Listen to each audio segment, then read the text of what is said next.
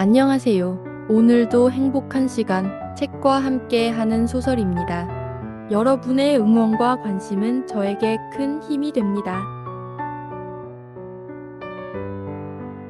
오늘 여러분과 함께 할 작품은 루이저 M. 엘카트 작가님의 작은 아씨들입니다.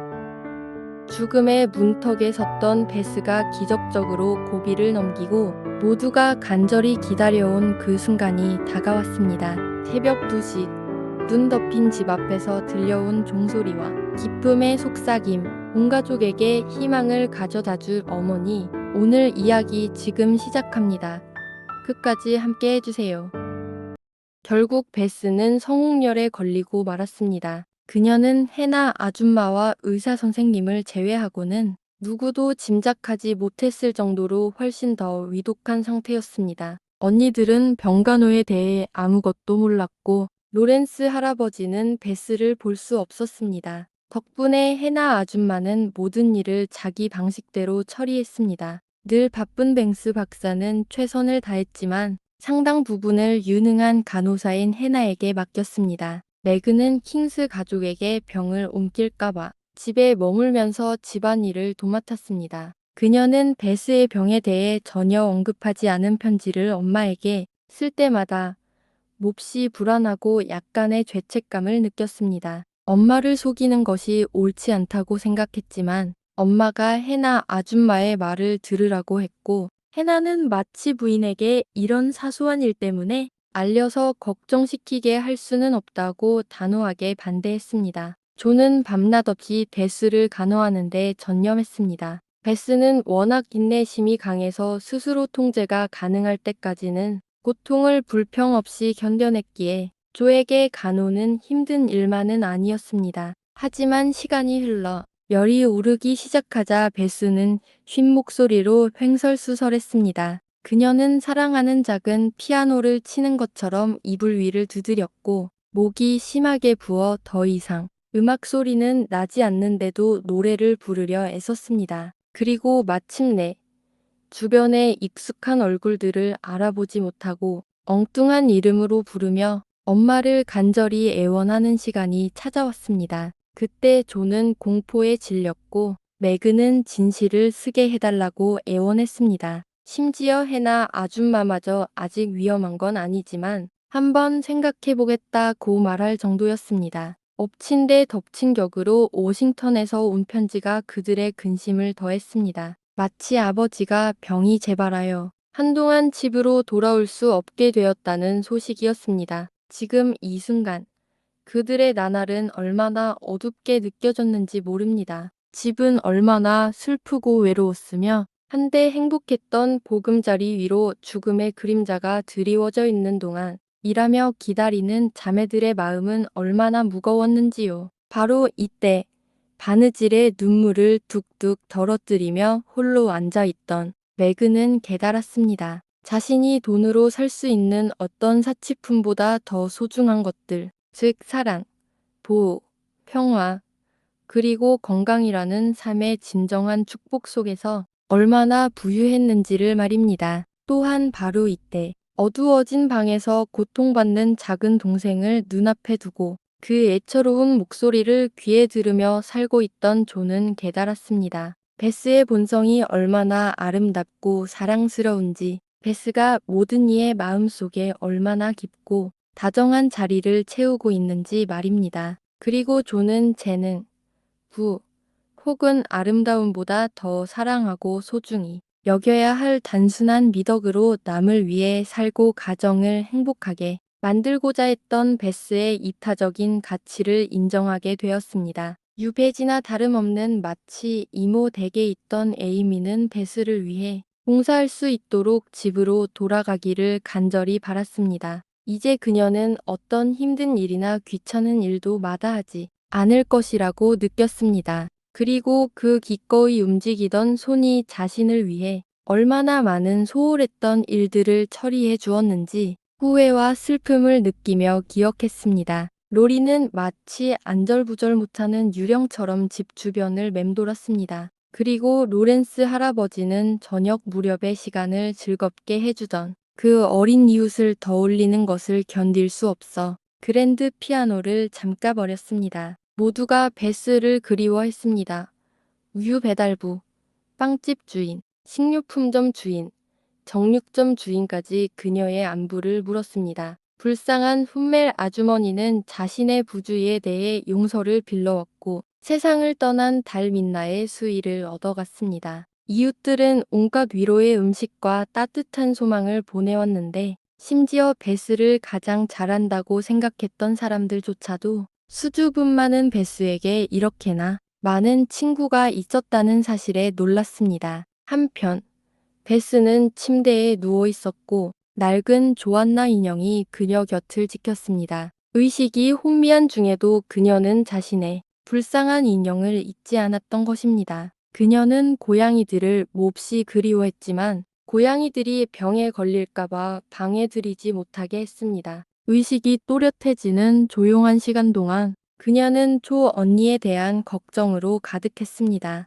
베스는 에이미에게 사랑의 메시지를 전했고 엄마에게 곧 편지하겠다고 말해달라고 부탁했습니다. 그리고 아버지가 자신이 아버지를 소홀히 한다고 생각하지 않도록 연필과 종이를 애원하며 짧은 한마디라도 쓰려 했습니다. 하지만 곧 이러한 의식 회복의 순간들마저 끝이 났습니다. 베스는 쉴 새 없이 몸을 뒤척이며 횡설수설했고 혹은 깊은 잠에 빠졌지만 전혀 기운을 차리지 못했습니다. 뱅스 박사는 하루에 2번씩 왔고 해나 아줌마는 밤을 새워 간호했습니다. 매그는 언제든 보낼 수 있도록 전보를 책상에 준비해 두었고 조는 베스의 곁을 단 한순간도 떠나지 않았습니다. 12월 1일 그들에게는 참으로 혹독한 겨울날이었습니다. 매서운 바람이 불고 눈이 빠르게 내리며 마치 한 해가 마지막을 준비하는 듯 했습니다. 그날 아침 뱅스 박사가 왔을 때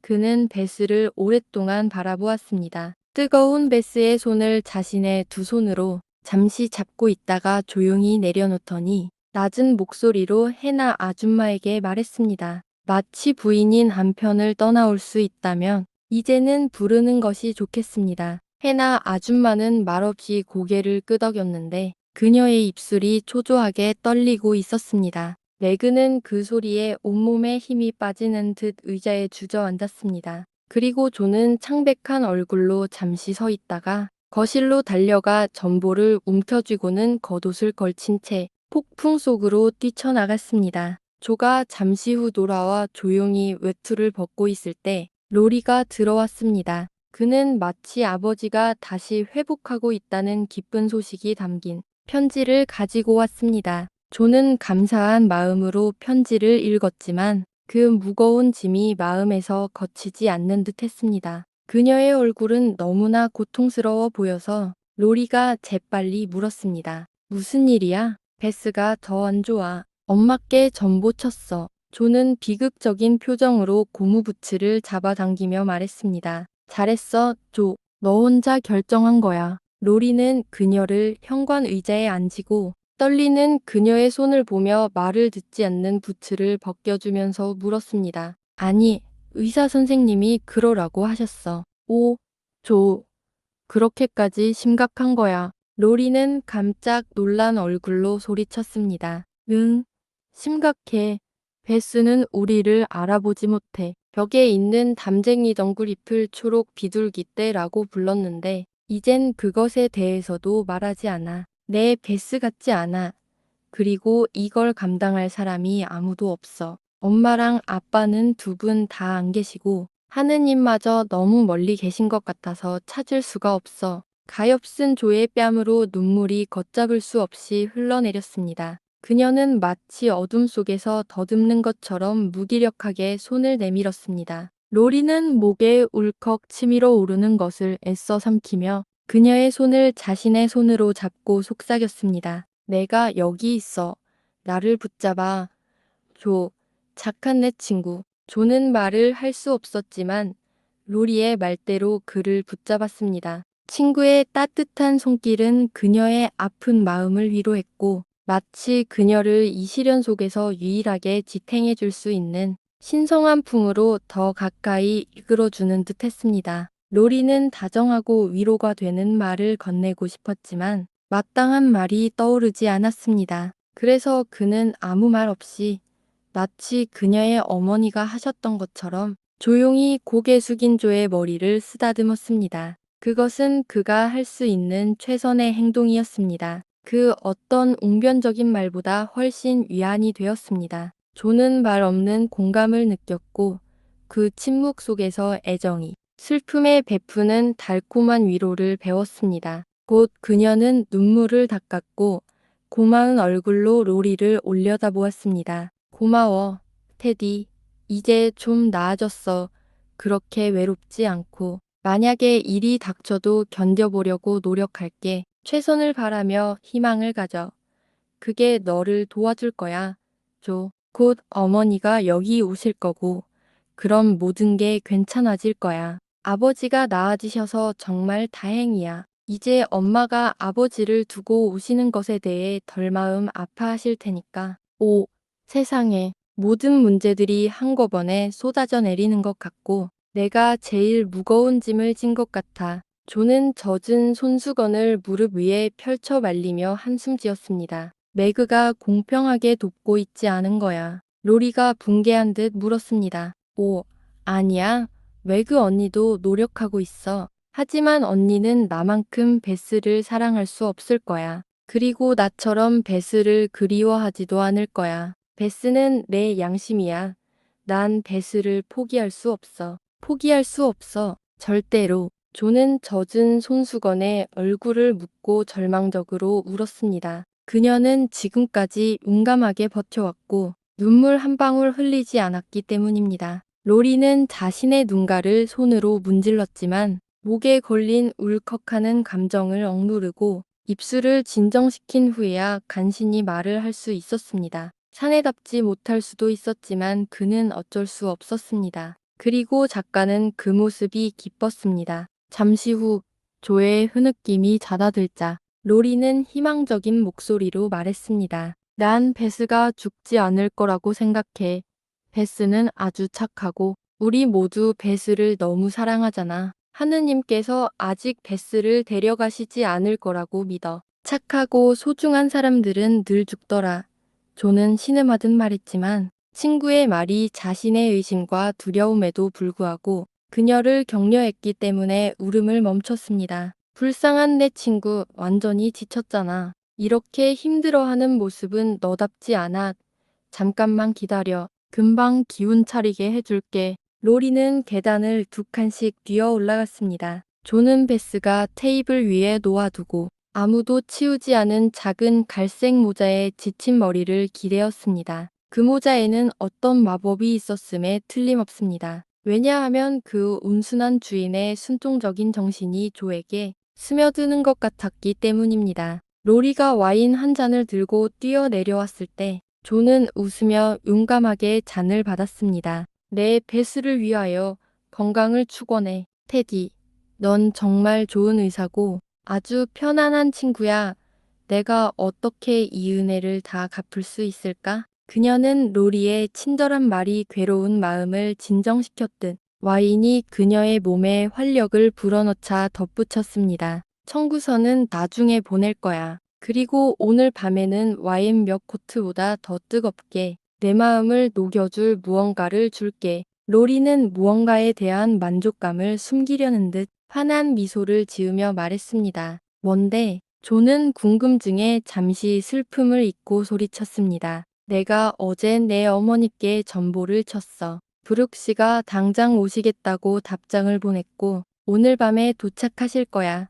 그럼 모든 게 다 괜찮아질 거야. 내가 이렇게 해서 기쁘지. 로리는 매우 빠르게 말했고 얼굴이 순식간에 빨갛게 상기되며 흥분했습니다. 그는 만약 일이 잘못되거나 베스에게 해가 될까봐 이 계획을 비밀로 유지하고 있었기 때문입니다. 조는 완전히 얼굴이 하얗게 질렸고 의자에서 벌떡 일어났습니다. 로리의 말이 끝나자마자 그녀는 로리의 목을 껴안고 기쁨에 찬 목소리로 소리쳤습니다. 오, 로리. 오, 엄마. 정말 너무 기뻐. 그녀는 다시 울지 않았지만 히스테리컬하게 웃고 떨면서 갑작스러운 소식에 어쩔 줄 몰라 하는 것처럼 로리에게 매달렸습니다. 로리는 매우 놀랐지만 침착하게 대처했습니다. 그는 조의 등을 다독이며 진정시켰고 조가 정신을 차리는 것을 보자 부끄러운 듯 볼에 키스를 두어 번 했습니다.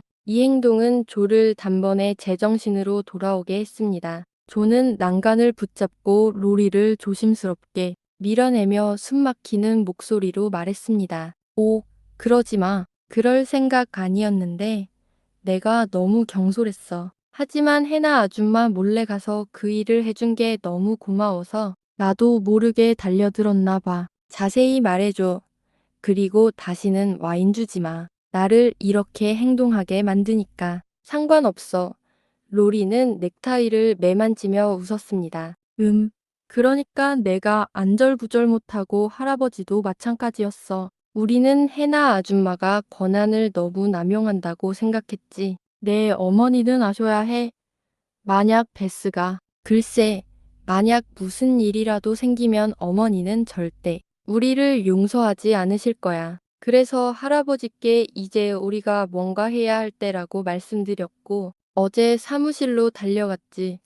의사 선생님 표정이 심각했고, 내가 전보를 제안했을 때 해나 아줌마가 내 목을 비틀려고 하셨거든. 난 누구의 지배를 받는 것을 절대 참을 수 없으니까. 그래서 마음을 굳히고 일을 저질렀어. 내 어머니는 오실 거야. 밤 12시 기차로 오실 거야. 내가 모시러 갈 테니 너는 그 고마운 분이 도착하실 때까지 내 기쁨을 꾹 눌러 담고 베스를 조용하게 잘 돌봐줘. 로리, 넌 정말 천사야. 어떻게 너에게 감사해야 할까? 다시 나한테 달려들어. 꽤 괜찮았어. 로리는 짓궂게 웃으며 말했습니다. 그는 보름 동안 이런 장난을 치지 못했었습니다. 아니, 괜찮아. 할아버지 오시면 대신 부탁할게. 놀리지 말고 집에 가서 쉬어. 밤새도록 개어 있어야 할 테니까. 축복해. 테디, 축복해. 조는 뒤로 물러나 구석으로 몸을 피했습니다. 말을 마치자마자 그녀는 황급히 부엌으로 사라졌습니다. 그녀는 부엌 찬장에 앉아 모여든 고양이들에게 자신이 행복해, 너무너무 행복해 라고 말했습니다. 한편 로리는 자신이 꽤 깔끔하게 일을 처리했다고 느끼며 집을 떠났습니다. 저렇게 간섭하기 좋아하는 친구는 처음 보네. 하지만 용서한다. 그리고 마치 부인이 곧장 오시기를 정말 바란다. 조가 좋은 소식을 전하자 해나 아줌마는 안도하는 표정으로 말했습니다. 레그는 조용히 기쁨을 누린 후 어머니의 편지를 곰곰이 생각했습니다. 그 사이 조는 병실을 정리했고 해나 아줌마는 예상치 못한 손님을 위해 파이 2개를 뚝딱 만들어냈습니다. 신선한 공기가 집안을 휩쓸고 지나가는 듯했고 햇살보다 더 나은 무언가가 조용한 방들을 환하게 비추었습니다. 모든 것이 희망적인 변화를 느꼈습니다. 베스의 새가 다시 지저귀기 시작했고 창가 이미의 장미 덤불에서 반쯤 핀 장미 한 송이가 발견되었습니다. 불꽃은 평소보다 더 유쾌하게 타오르는 듯했습니다. 자매들은 만날 때마다 창백했던 얼굴에 미소를 지었고 서로를 껴안으며 격려하듯 속삭였습니다. 엄마가 오신대. 예, 엄마가 오신대. 모두가 기뻐했지만 베스만은 예외였습니다. 그녀는 깊은 혼수 상태에 빠져 희망과 기쁨, 의심과 위험을 모두 알지 못했습니다. 그 모습은 너무나 애처로웠습니다. 한때 발그레했던 얼굴은 창백하고 멍해졌고 늘 분주했던 손은 약해지고 이유였습니다. 늘었던 입술은 완전히 닫혔고 예쁘게 관리되던 머리카락은 거칠고 헝클어진 채 베개 위에 흩어져 있었습니다. 하루 종일 그녀는 그렇게 누워 있었고 때때로 정신을 차릴 때만 물 하고 속삭였습니다. 입술은 너무 말라 그 단어조차 제대로 만들 수 없었습니다. 하루 종일 조아 매그는 그녀 주위를 맴돌며 지켜보고 기다리고 희망하며 하느님과 어머니를 믿었습니다. 하루 종일 눈이 내렸고 매서운 바람이 휘몰아쳤으며 시간은 느리게 기어갔습니다. 마침내 밤이 찾아왔습니다.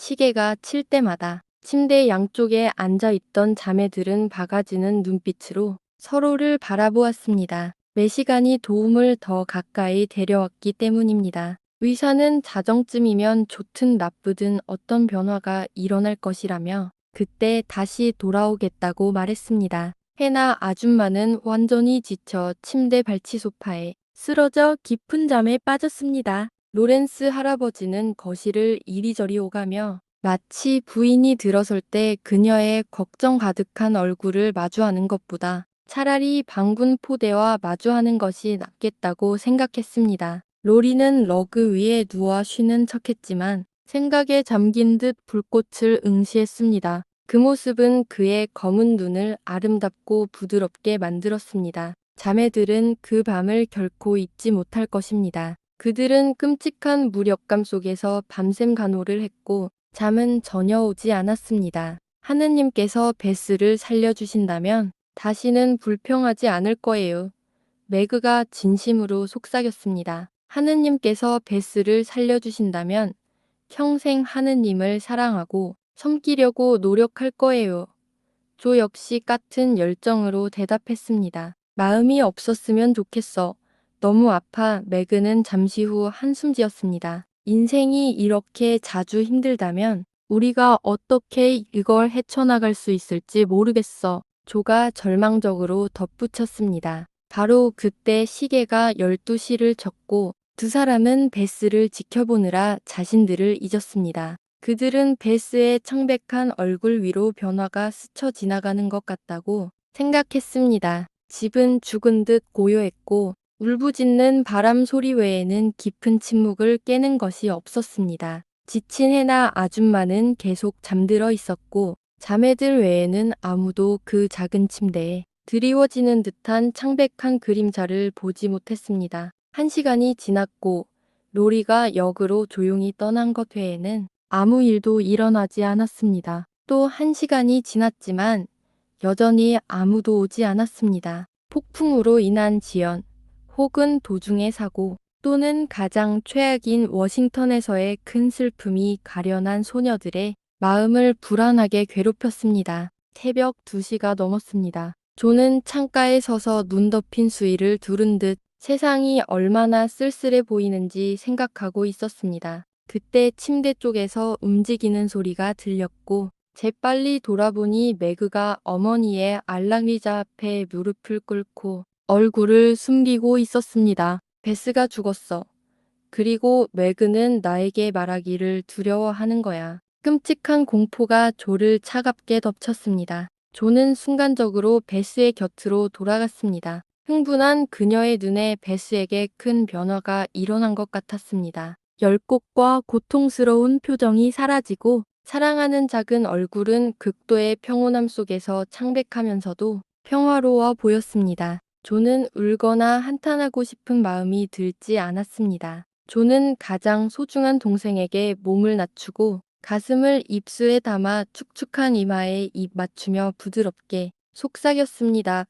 잘 가, 나의 베스, 잘 가. 마치 그 소리에 잠이 깬 듯 해나 아줌마가 자리에서 벌떡 일어나 침대로 달려왔습니다. 베스를 보고 손을 만져보고 입술에 귀를 대보더니 앞치마로 머리를 감싼 채 몸을 흔들며 작은 목소리로 외쳤습니다. 열이 꺾였어요. 아가씨가 자연스럽게 잠들었습니다. 피부가 촉촉하고 숨도 편안하게 쉬어요. 하느님께 찬양을. 오, 세상에. 자매들이 이 기쁜 진실을 믿기도 전에 의사가 들어와 이를 확인해 주었습니다. 그는 평범한 남자였지만 그가 미소를 지었을 때 자매들에게 그의 얼굴은 천사처럼 보였습니다. 그는 아버지가 자식들을 보듯 그들을 바라보며 말했습니다. 네, 아가씨들. 제 생각엔 이 작은 아가씨가 이번 고비를 넘길 것 같습니다. 집을 조용히 하고 잠을 푹 재우세요.